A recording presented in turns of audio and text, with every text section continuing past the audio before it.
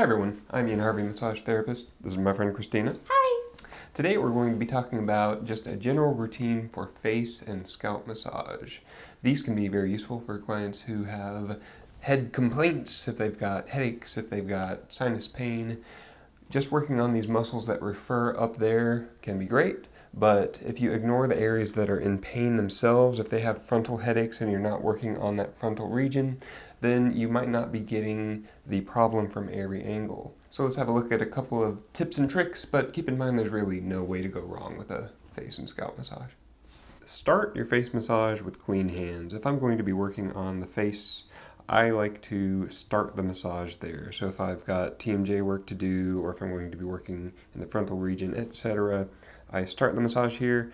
One, this helps prevent breakouts. I don't want to transfer any bacteria from elsewhere. And two, I can have hands that have no lubrication on them.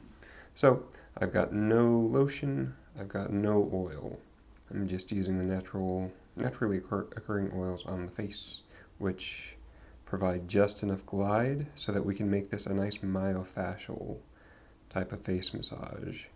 All right, so places where it feels good to have pressure on the face, this entire frontal region, so the forehead, starting from below the eyebrows, we'll talk about that in a second, going up into the scalp. These cheekbones going all the way toward the nose and all the way out. These are also known as your zygomatic arches. And then coming down below these cheekbones, we're now down onto the mandible in the region of this masseter muscle. Pressure here feels good. There is some feel-good stuff along this mandible, but I don't tend to do a lot of work here, so, use your imagination. And finally, above this zygomatic arch, up into the temples. The different kinds of pressure that can feel good. Fingertip pressure can feel good in a lot of these places, but I tend to use these broad palmar surfaces of my thumbs when we're working on the forehead.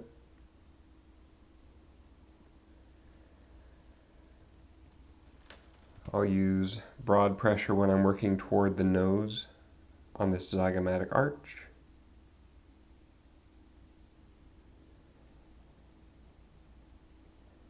And broad pressure feels really good in this masseter region and up into the temples, but some nice fingertip pressure can also feel really good here. You can outline this masseter muscle and you can sink just a bit into this temporal region. Just not too much. So a sample routine for the face would be to spread using these broad flats of the thumb pads.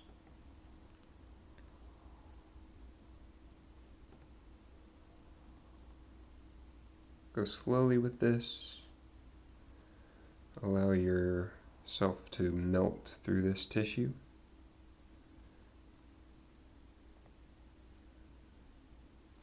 Let it dictate the pace of your massage. I wanted to do another spreading move like that further up.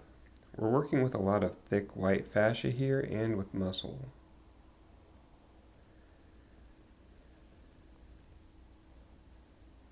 Anytime the person has bound up shoulders, I'm betting that all this fascia and muscle up here is going to be bound up as well. We're going to work just below the eyebrows here, starting at the very top of the nose. If you dip too far down here, you'll start impinging on the orbit, so they'll feel it on their eye. That didn't feel great. But if you stay just next to the nose and just by the eyebrow, you can use these flats of your fingertips to kind of outline this eyebrow.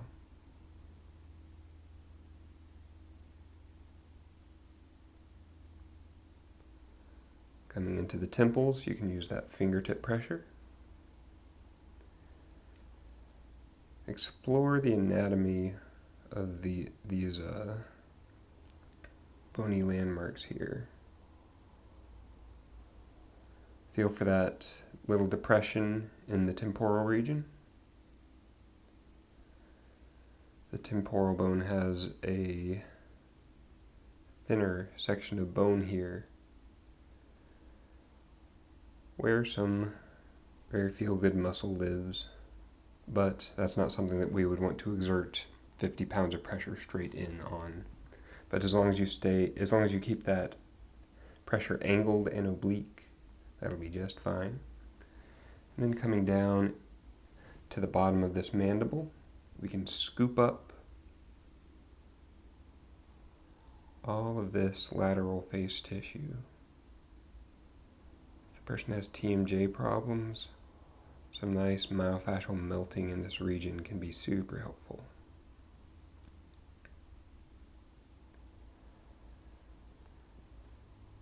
And because we're using this broad surface, these finger pads, we're encountering the zygomatic arch here, the cheekbone, but we can just cruise right on over it, continue dragging that tissue superiorly.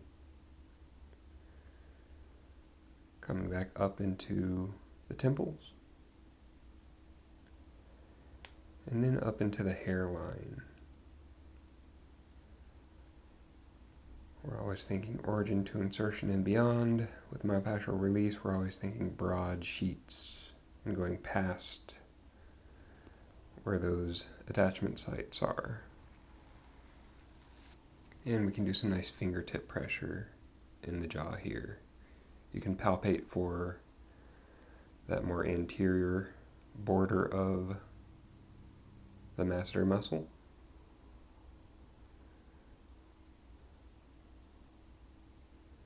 You can palpate for near the bottom of the mandible itself, right where the masseter attaches. And then you can follow that up.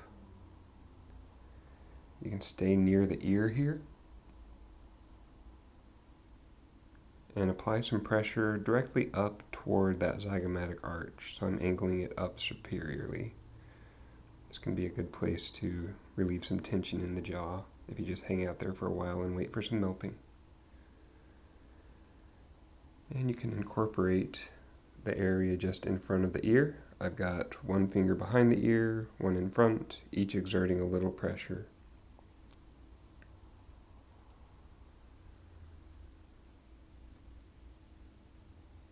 If you'd like to do static compressions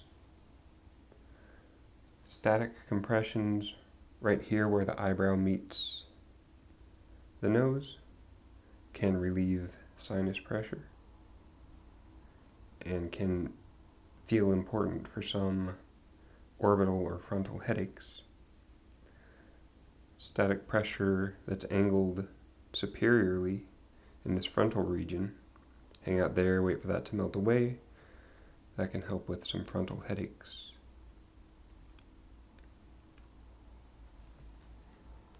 And some static pressure in the jaw, especially if you have the client incorporate some movement here. So Christina, go ahead and open and close your jaw by about 1/2 centimeter very slowly.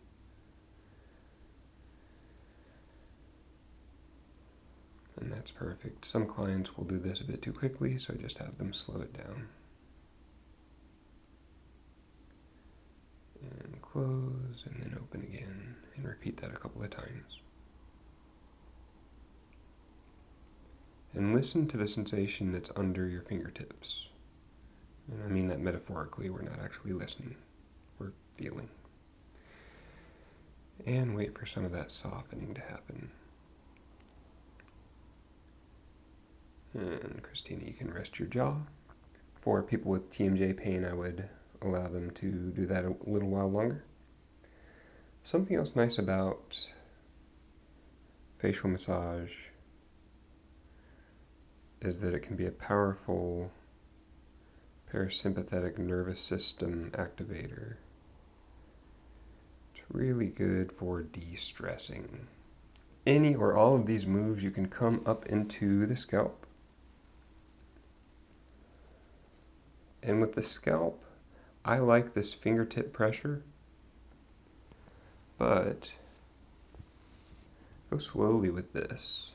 You know, scalp massage can be more vigorous, it can be quick and short like this, but when I'm thinking from a myofascial perspective, I like to grab these thick white sheets of scalp fascia and drag them northward.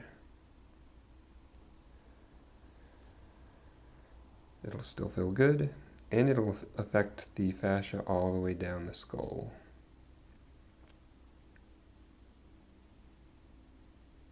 So go slowly with this, feel for the different landscape features of the skull.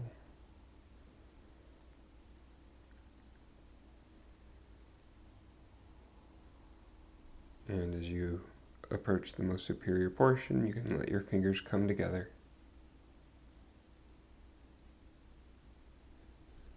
And then slowly come out of it.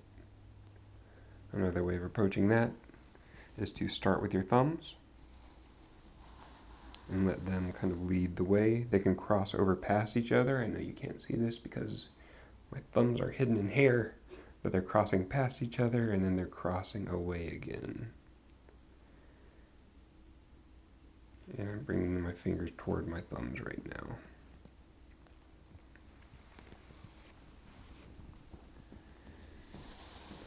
You can also bring the head to one side. And do some good occipital and posterior skull work here. So again, I'm using these tips of my fingers. I'm using a nice broad hand. I'm not keeping my fingers all together. I find that the broader I go with my fingers, the better this feels. And explore that occipital ridge. This is the attachment side of a lot of important muscles that contribute to frontal and orbital headaches. Explore the area behind the ear, including the mastoid process. This is where the sternocleidomastoid, otherwise known as the SCM, attaches. Very important for jaw pain and for stuffy ears. And as always, you can incorporate the temporal region.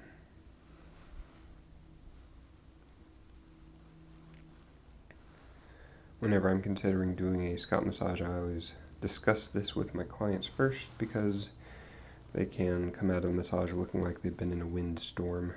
So, have that conversation first. Ask them if it's okay if you mess their hair up. Some people great, some people not so much. You'll have to avoid the scalp altogether. Have those difficult conversations. And you guys, that's pretty much all there is to it. On the face, use that broader pressure. Consider those myofascial angles. Consider just using the existing oil on the skin. And go slowly. As you work into the scalp, use nice broad contacts and try that fingertip pressure. All right, let me know what you think. Leave me some comments, consider subscribing, and I'll see you next time. Fine. Perfect. Yay! I appreciate your enthusiasm.